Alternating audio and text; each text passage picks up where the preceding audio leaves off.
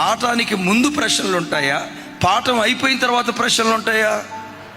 అంటే పాఠం అయిపోయిన తర్వాత ప్రశ్నలు ఉన్నాయంటే ఆ ప్రశ్నలకు సమాధానం అది. ఒక అద్భుతమైన మాట. రిస్క్ ఎక్కడుంటుందో దేవుని ద్వారా రిస్క్యూ అక్కడ ముందుగానే దేవుడు ఏర్పాటు చేస్తాడు. రిస్క్ అంటే సమస్య, రిస్క్యూ అని అంటే పరిష్కారం. దైవజనమా నమ్మండి, మీ జీవితంలో ఏ సమస్య చేత మీరు పీడించబడుతున్నా సమస్య రాకముందే పరిష్కారాన్ని కూడా ముందుగానే దేవుడు సిద్ధపరిచాడు అని హృదయంలో నుంచి నమ్మండి. అయ్యో ప్రభా, ఈ సమస్య వచ్చింది ఎలా, ఈ ఆపద వచ్చింది ఎలా, ఈ ఇబ్బంది వచ్చింది మేము ఎలా బ్రతకాలి, ఈ శోధనలు వచ్చాయి ఎలా బ్రతకాలి, ఓ తెలియని దిగులు నీ గుండెల్లో గూడు కట్టుకుని ఉంటే దేవుని బిడ్డ విశ్వసించు. కనానులో కరువు రాకమునిపే ఆ కరువు కాలంలో యాకోబు కుటుంబాన్ని పోషించడానికి యోసేపును ఐగుప్తు దేశంలో ఆశ్రయపురంగా ముందుగానే దేవుడు సిద్ధపరిచాడు. కరువు వచ్చిన తర్వాత సిద్ధపరిచాడా, కరువు రాకమునిపే సిద్ధపరిచాడా?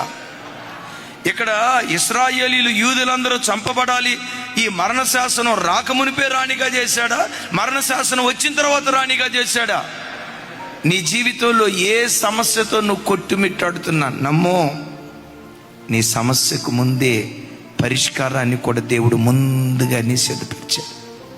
అయితే సిద్ధపరిచిన ఆ పరిష్కారం వెంటనే నీకు కనపడదు. సమయం వచ్చినప్పుడు దేవుడు దాన్ని బయలుపరుస్తాడు. కొన్నిసార్లు సమస్య వచ్చిన తర్వాత మనం చాలా కంగారు పడతాం. సమస్య వచ్చిన తర్వాత సమస్య వచ్చిందన్న సంగతి మనకు తెలిసింది. దేవుడున్నాడే, నీకు సమస్య రాకమునిపే సమస్య వస్తుందని ఆయన ముందుగానే ఎరిగాడు. ఎందుకో చెప్పంటారా? ఆయన అనంత జ్ఞాని అయిన దేవుడు.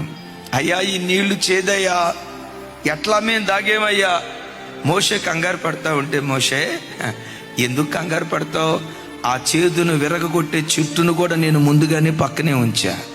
కొమ్మను విరిచాడు, నీళ్ళల్లో వేశాడు, ఆ చేదు కాస్త మినరల్ వాటర్ అయిపోయినాయి, చేదు కాస్త మాధుర్యంగా మారిపోయింది. ఈ దేవుడు భూత భవిష్యత్ వర్తమాన కాలాలను సమస్తాన్ని ఎరిగినటువంటి దేవుడు. హామాను గాడి ద్వారా ఈ ఆపద రాబోతుందని ముందుగానే దేవుడు గుర్తించి ఎస్తేరును ఆశ్రయపురంగా ఆ స్థలంలో ముందుగానే దేవుడు తీసుకొని వెళ్ళాడు. ఏ సమస్యతో మీరున్నా గుండెల్లో నుంచి నమ్మండి, ఆ సమస్యకు ముందే పరిష్కారాన్ని కూడా దేవుడు సిద్ధపరిచాడు.